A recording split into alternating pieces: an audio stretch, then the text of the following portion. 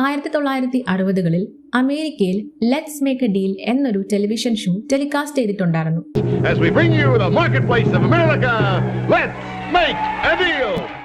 പേര് പോലെ തന്നെ മത്സരിക്കാൻ വരുന്നവർക്ക് ഭാഗ്യപരീക്ഷണം പോലെ വിജയിച്ച് സമ്മാനം കിട്ടുന്ന ഒരു പരിപാടി. മത്സരം ഭയങ്കര സിമ്പിളാണ്. ഷോയിൽ ഹോസ്റ്റ് കതക് കൊണ്ട് അടയ്ക്കും പോലെ കർട്ടൻ കവേർഡായ 3 ക്ലോസ്ഡ് സ്പേസ് തരും. ഇതിന്റെ പല പല വേർഷൻസ് ഉണ്ട്. നമുക്ക് 3 മാത്രം മതി. ഈ കൊടുത്തിരിക്കുന്ന 3-ൽ ഒരു കർട്ടന് പുറകെ മത്സരാർത്ഥികൾക്ക് ഇഷ്ടപ്പെട്ട ഒരു ലക്ഷറി കാർ ഉണ്ടായിരിക്കും. മറ്റ് 2-ലും ആടുകളും. മത്സരാർത്ഥിക്ക് അറിയില്ല ഏത് കർട്ടന് പുറകിലാണ് വണ്ടി ഉള്ളതെന്ന്. എന്നാൽ മത്സരം നടത്തുന്ന ഹോസ്റ്റിന് വ്യക്തമായും അറിയാം ഏത് കർട്ടന് പുറകിലാണ് എന്താണുള്ളതെന്ന്. മത്സരം തുടങ്ങുമ്പോൾ ആദ്യം മത്സരാർത്ഥി വണ്ടി ഇതിലായിരിക്കും എന്ന് ഊഹിച്ചുകൊണ്ട് ഒരു കർട്ടൻ ചൂസ് ചെയ്യും. അതാണ് ഫസ്റ്റ് സ്റ്റെപ്പ്. രണ്ടാമത്തെ സ്റ്റെപ്പിൽ ഹോസ്റ്റ് ഒരു കർട്ടൻ തുറന്നു കൊടുക്കും. തുറന്നു കൊടുക്കേണ്ടത് ആടുള്ള കർട്ടനാണ്. ഇല്ലെങ്കിൽ പിന്നെ അപ്പം തന്നെ കളി തീരുമല്ലോ. അതുകൊണ്ടാണ് ആദ്യമേ വ്യക്തമായിട്ട് പറഞ്ഞത് ഹോസ്റ്റിനറിയാം ഏത് കർട്ടന് പുറകിൽ എന്താണുള്ളതെന്ന്. ഹോസ്റ്റ് ആടുള്ള കർട്ടനെ തുറന്നു കഴിഞ്ഞാൽ മത്സരാർത്ഥിക്ക് ഒരു ചോയ്സ് കൊടുക്കും. ഒന്നുകിൽ മത്സരാർത്ഥി ആദ്യം തിരഞ്ഞെടുത്ത ഡോറിൽ തന്നെ ഉറച്ചു നിൽക്കാം, അല്ലെങ്കിൽ സ്വിച്ച് ചെയ്യാം. അയാളുടെ ചോയ്സ് അനുസരിച്ചായിരിക്കും ഈ കളിയിലെ വിജയവും പരാജയവും. ഇത് വളരെ വർഷങ്ങളായി ഒരുപാട് മാത്തമാറ്റീഷ്യൻസും സ്റ്റാറ്റിസ്റ്റീഷ്യൻസും സോൾവ് ചെയ്യാൻ ശ്രമിച്ചുകൊണ്ടിരിക്കുന്ന, ആർക്കും പെട്ടെന്ന് മനസ്സിലാക്കാൻ പറ്റാത്ത ഒരു പ്രോബ്ലമാണ്. ഇപ്പോഴും പ്രോബ്ലം എന്താണെന്ന് ഞാൻ പറഞ്ഞില്ല. പ്രോബ്ലം ഇത്രയേ ഉള്ളൂ. ഇത്രയും ഞാൻ പറഞ്ഞതിൽ ഈ ഗെയിമിൽ നമ്മൾ സെലക്ട് ചെയ്ത ഡോറിൽ തന്നെ ഉറച്ചു നിൽക്കാനും സ്വിച്ച് ചെയ്യാനുള്ള ഓപ്ഷൻ ഉണ്ടല്ലോ. അതിൽ എന്ത് ചെയ്താലായിരിക്കും വിജയ സാധ്യത കൂടുക? ഇതാണ് problem. The famous Monty Hall problem.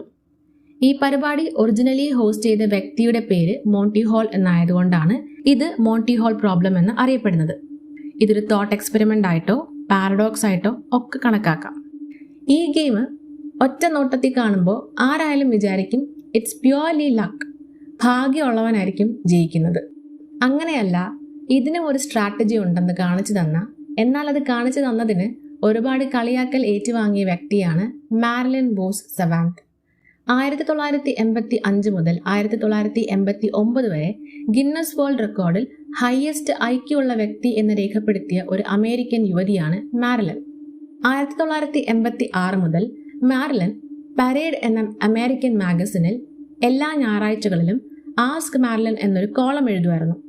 1990-ൽ മോണ്ടി ഹോളിന്റെ let's make A ഡീലുമായി ബന്ധപ്പെട്ട് ഒരു വായനക്കാരൻ ഒരു ചോദ്യം മാരിലിന്റെ ആസ്ക് മാരിലിൻ കോളത്തിൽ ചോദിച്ചു. ചോദ്യം ഇതായിരുന്നു: suppose you are on A game show. ഒരു ഗെയിം ഷോയിൽ നിങ്ങളാണെങ്കിൽ നിങ്ങളുടെ കയ്യിൽ 3 ഡോറ് ചോയ്സ് ആയിട്ട് തന്നിട്ടുണ്ട്. ഒരെണ്ണത്തിന്റെ പുറകിൽ ഒരു കാറാണ്, മറ്റേത് 2-നകത്തും ഗോട്ടുകളാണ്. നിങ്ങൾ നമ്പർ 1 എന്ന ഡോറ് സെലക്ട് ചെയ്ത് വെച്ചിരിക്കുകയാണ്. അപ്പോൾ ഹോസ്റ്റ് വന്ന് നമ്പർ 3 എന്ന ഡോറ് തുറക്കുന്നു. അതിനകത്ത് ഗോട്ടാണുള്ളത്. എന്നിട്ട് ഹോസ്റ്റ് നിങ്ങളോട് ചോദിക്കുകയാണ്, നമ്പർ 1 തന്നെ ഉറച്ചു നിൽക്കുന്നോ അതോ നിങ്ങൾക്ക് നമ്പർ 2 ഡോറ് പിക്ക് ചെയ്യണമെന്ന്. സ്വിച്ച് ചെയ്യുന്നതാണോ സ്റ്റേ ചെയ്യുന്നതാണോ ജയിക്കാനായിട്ട് ഏറ്റവും അഡ്വാൻറ്റേജ്? ഇതായിരുന്നു ചോദ്യം. ഈ ചോദ്യം കേൾക്കുമ്പോൾ നമ്മൾ എന്താ കരുതുക? നോർമലായിട്ട് ചിന്തിച്ചു നോക്കിയേ. ആദ്യം നമുക്ക് കാറ് ചൂസ് ചെയ്യാനുള്ള പ്രോബബിലിറ്റി 1/3 ആണ് അല്ലേ?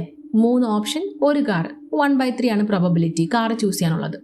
പിന്നെ ഹോസ്റ്റ് ഒരു ഡോറിലെ ഗോട്ട് തുറന്ന് കാണിക്കുമ്പോൾ നമ്മൾ സാധാരണ കരുതും ഇവിടെ ഇപ്പോൾ 1 കാറും 1 ഗോട്ടും, അതായത് 50-50 ചാൻസേ ഉള്ളെന്ന്. നമ്മുടെ യുക്തിക്കനുസരിച്ച് നമ്മൾ സ്റ്റേ ചെയ്താലും സ്വിച്ച് ചെയ്താലും ഭാഗ്യം ഉണ്ടെങ്കിലേ നമ്മൾ ജയിക്കുള്ളൂ എന്ന് കരുതും. ബട്ട് മാരിലിൻ ഈ ചോദ്യത്തിന് ഭാഗ്യപരീക്ഷണമായിട്ടല്ല ഉത്തരം നൽകിയത്. യെസ്, യു ഷുഡ് സ്വിച്ച് എന്നാണ്. അങ്ങനെയാണ് ഇതൊരു പ്രോബബിലിറ്റി പസിലായി മാറിയത്. മാരിലിൻ ഇത് പറഞ്ഞപ്പോൾ ആൾക്കാർ കൺഫ്യൂസ്ഡ് ആയിരുന്നു. പല ആൾക്കാർക്ക് ദേഷ്യം വന്നു. മാരിലിൻ പറഞ്ഞത് പൊട്ടത്തരമാണെന്നും പറഞ്ഞുകൊണ്ട് 1000-കണക്കിന് ലെറ്റേഴ്സാണ് ഈ മാഗസിനിൽ തന്നെ മാരിലിനെ തെറി വിളിച്ചുകൊണ്ട് വന്നത്. ബട്ട് എങ്ങനെ തിരിച്ചും മറിച്ചും നോക്കിയാലും മാരിലിൻ പറഞ്ഞതാണ് ശരി. നമുക്ക് നോക്കാം. നമ്മുടെ പസിൽ ഇതാണ്. നമുക്ക് എന്തായാലും ജയിക്കണം. നമ്മൾ സ്റ്റേ ചെയ്താലാണോ നമുക്ക് വിജയിക്കാൻ പറ്റുന്നത്, അതോ സ്വിച്ച് ചെയ്താലാണോ നമുക്ക് വിജയിക്കാൻ പറ്റുന്നത്? ഏതിനാണ് വിജയിക്കാനുള്ള സാധ്യത കൂടുതൽ? ഇതാണ് നമ്മുടെ ക്വസ്റ്റ്യൻ. നമ്മളാണ് ഹോസ്റ്റ് എന്ന് വെക്കാം. നമുക്കറിയാം ഓരോ ഡോറിന് പിന്നിലും എന്തൊക്കെയാണ് ഉള്ളതെന്ന്. മത്സരാർത്ഥി വരുന്നു, 3 കഥ കൊടുത്തു. Door number 1, 2, 3. നമ്മൾ സാധനങ്ങളെല്ലാം പ്ലേസ് ചെയ്തു.